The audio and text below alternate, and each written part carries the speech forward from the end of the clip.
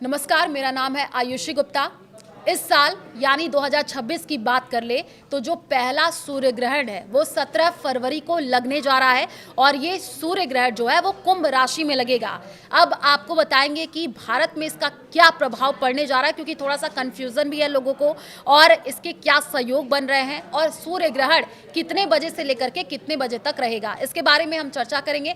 हमारे साथ हैं ज्योतिषाचार्य नितिशा मल्होत्रा। आपका बहुत बहुत स्वागत है। थैंक यू आयुषी जी।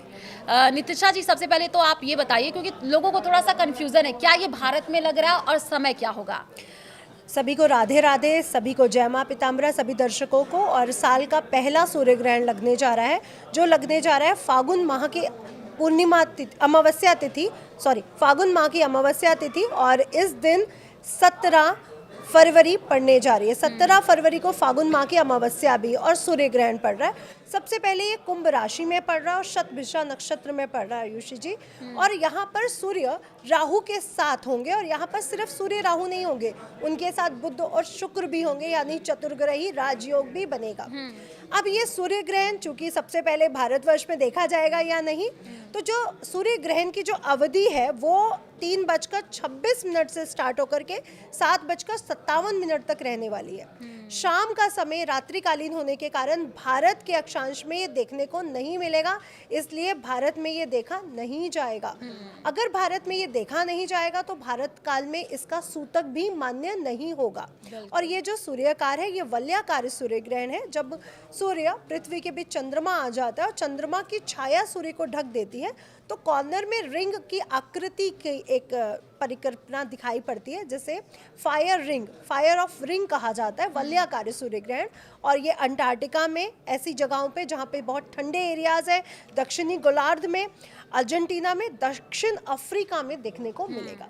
बिल्कुल, क्योंकि लेकिन थोड़ा सा भारत में भी लोग क्या है बीच बचाव करने की कोशिश करते हैं कि भाई कहीं उनके ऊपर ऐसी कोई दोष ना हो जाए। अमूमन ये भ्रम लोगों में रहता है। ज़रा सा पूजा पाठ को लेकर के भी बता दीजिएगा नितिशा जी, क्या पूजा पाठ करें ना करें और थोड़ा सा क्या सावधानी बरतें? ये बहुत ही अच्छा क्वेश्चन है आयुषी जी, क्योंकि सूर्य ग्रहण पड़ रहा है, तो कोई भी यूनिवर्स में, गैलेक्सी में कोई भी घटना घटित हो रही है तो उसका मानव जीवन पर, देश पर, विदेश पर, हर स्थिति पर उसका अपना असर पड़ता है। तो हम पर भी उसका असर पड़ेगा, भले ही वो भारत में देखने को ना मिले। तो जो गर्भवती महिलाएं हैं उनको थोड़ा सा ध्यान रखना होगा।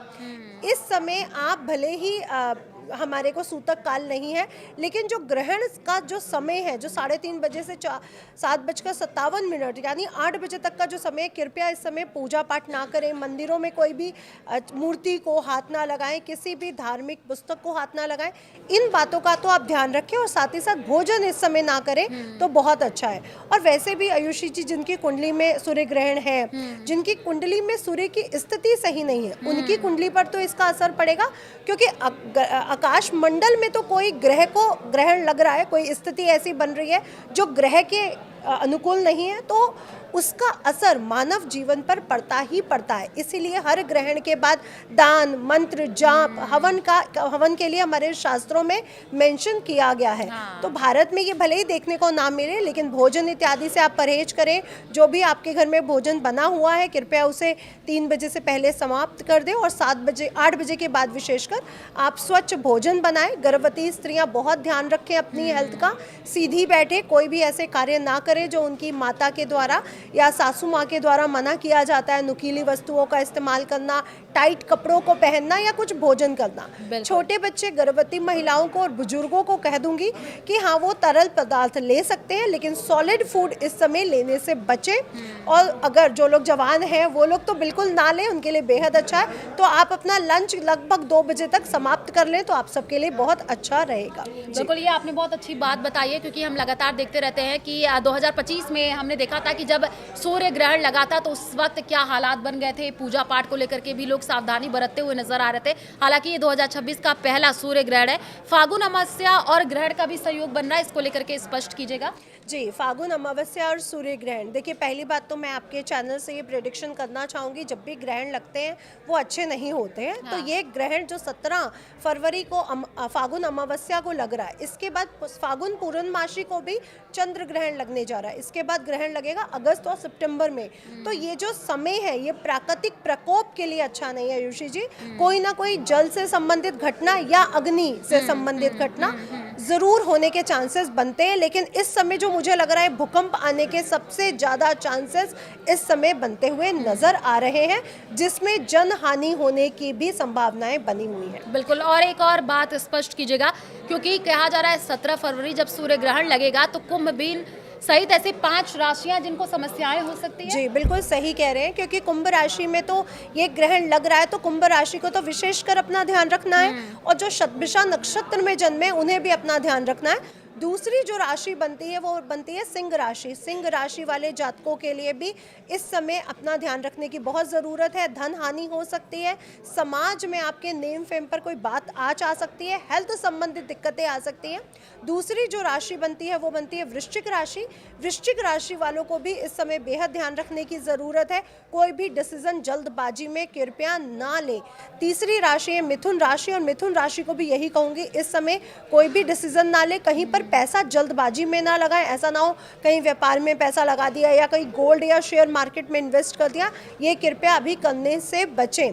और चौथी जो राशि बनती है वो बनती है कर्क राशि। कर्क राशि वालों को कुछ मानसिक उलझनों का सामना इस समय करना पड़ सकता है, और पेट संबंधी दिक्कतें भी इन्हें बहुत प्रभावित कर सकती है। धन हानि होने की संभावनाएं बहुत बन रही हैं। तो आप 5 राशि वालों को बेहद ध्यान रखना है कि ये जो सूर्य ग्रहण है ये स्थितियां आपके लिए अच्छी नहीं है, तो सोच समझकर विवेकपूर्ण स्थिति में डिसीजन लें। अच्छा, इसको जरा महाशिवरात्रि से भी जोड़ करके देखा जा रहा है, क्योंकि 15 तारीख को महाशिवरात्रि है और 17 तारीख को ये सूर्य ग्रहण लग रहा है, तो क्या इसका भी कोई कनेक्शन है? क्या भ्रांतियां फैल रही हैं बहुत सारी? देखिए, फागुन माह की अमावस्या के एक दिन पहले चतुर्दशी तिथि पर ही महाशिवरात्रि मनाई जाती है, और इस बार जो अमावस्या पड़ रही है जिस दिन ग्रहण लग रहा है वो भौमवती अमावस्या है, जो बहुत स्पेशल है। भौमवती अमावस्या बहुत ज्यादा स्पेशल होने के कारण इसीलिए भूकंप, क्योंकि मंगल जो है वो पृथ्वी पुत्र है, भूकंप आना या कुछ ऐसी आग से जनित घटना होने की संभावनाएं बनती है। इसलिए मैं कहूँगी शिवरात्रि एक दिन पहले है, शिव जी का पूजन करें और शिव जी को प्रसन्न करें। जो अभी आपकी मानसिक उलझने हैं वो दूर होंगी, क्योंकि ये दिन है महाशिवरात्रि का। जो देवों के देव महादेव है, जो कालों के काल महाकाल है, जो गुरुओं के गुरु महागुरु है, उनका दिन है। तो अगर आप उनकी पूजा करते हैं, उनको जलाभिषेक करते हैं, गंगा जल से अभिषेक करते हैं, और जो हमारे सृष्टि के निर्माणकार हैं, जो हमारे विश्व कल्याण के लिए लगे हैं, उनको प्रार्थना करें कि विश्व में ऐसा कुछ भी ना हो जो बहुत बुरा हो, और भूकंप प्राकृतिक आपदाओं से हम लोग बचे रहे। आयुषी जी, यही प्रार्थना से आप उन्हें अभिषेक करें, क्योंकि ये महाशिवरात्रि बहुत स्पेशल है। 300 साल के बाद ऐसे बड़े बड़े योग बनते हुए नजर आ रहे हैं। 10 तो यहाँ पे योग बन रहे हैं, और 5 विशेष महासंयोग बनते हुए नजर आ रहे हैं, जो बहुत विशेष है जी। क्योंकि जैसे कि आपने राशियों की भी बात की है, कुछ राशियों के लिए थोड़ा सा घातक रहने वाला है, उनको विशेष तौर पर सावधानी बरतने की जरूरत। क्या 1 महीने तक ये पूरा असर रहेगा क्या इन राशियों पर? देखिए, 1 महीने के अंदर तो रहेगा ही रहेगा, और 15 दिन बाद चंद्र ग्रहण भी आ जाएगा। अच्छा, तो ग्रहण शुरू होने के 5 दिन अंदर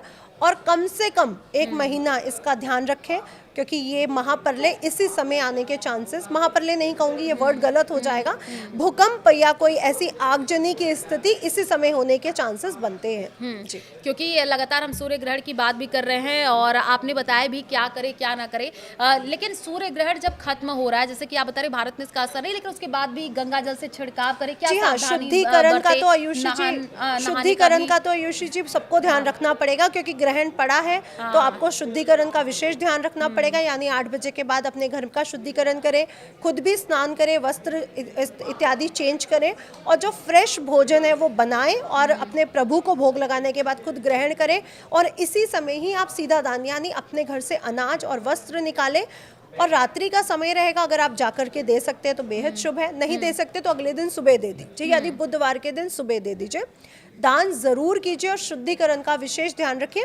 और जैसे लोगों के घर में दूध होता है, छोटे बच्चे हैं, बुजुर्ग हैं, तो दूध में, पानी में तुलसी पत्र डालना दोपहर 2 बजे के आसपास बिल्कुल ना भूलें, इस बात का भी विशेष ध्यान रखें। अच्छा, सूर्य ग्रहण क्योंकि शाम का वक्त बताया जा रहा है और वही 5 से 7-8 बजे के बीच लोगों के घर में रात का डिनर यानी कि खाना भी बनता है, तो यानी कि इस समय वो खाना ना बनाए, हाँ, जो डिनर है वो रात को 8 बजे के बाद बनेगा, थोड़ा लेट हो जाएगा उस दिन, लेकिन कृपया इसे 8 बजे के बाद ही बनाएं, उससे पहले ना बनाएं।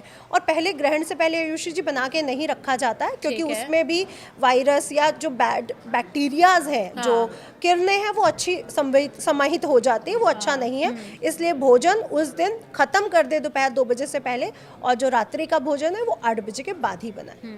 अच्छा नितिशा जी, क्योंकि देखिए क्या है कि ये फरवरी का जो सीजन है ये शादियों का सीजन भी है, तो लोग खरीदारी भी करें, तो 17 तारीख को क्या है, इससे थोड़ा सा बचाव करें, कोई नई चीजें ना खरीदे। 17 तारीख अमावस है, अमावस के दिन वैसे भी वो कार्य नहीं करने चाहिए जो आप अपने जीवन में लाना चाहते हो। आयुषी जी, आपको पता है कि जब हम अपने बालों को बढ़ने से रोकते हैं तो अमावस्या के दिन काटते हैं। जो चीज़ आपको अपने जीवन में रोकनी है, जिससे आपको अपना रिलेशनशिप खत्म करना, उस दिन अमावस्या के दिन करो। खरीदारी, अच्छे कार्य, शुभ कार्य करने से पहले तो अमावस्या के दिन बचना चाहिए। और इस दिन तो सूर्य ग्रहण भी लग रहा है, तो कृपया अपने जो नॉर्मल दैनिक कार्य है वो ही करें, इससे ज़्यादा आप ज़्यादा कुछ ना करें। लेकिन गोल्ड के रेट भी आयुषी जी बढ़ने वाले हैं, क्योंकि 19 मार्च को ही हमारे विक्रम संवत के राजा गुरु बन जाएंगे और गोल्ड और चांदी के रेट, तांबे के रेट दोबारा बढ़ेंगे। इसलिए मैं आपसे ये ज़रूर कहूँगी कि फरवरी मार्च में गोल्ड या सिल्वर की शॉपिंग करके रख लीजिए, क्योंकि इसके बाद रेट 19 मार्च के बाद आपको बढ़ते हुए नजर आएंगे।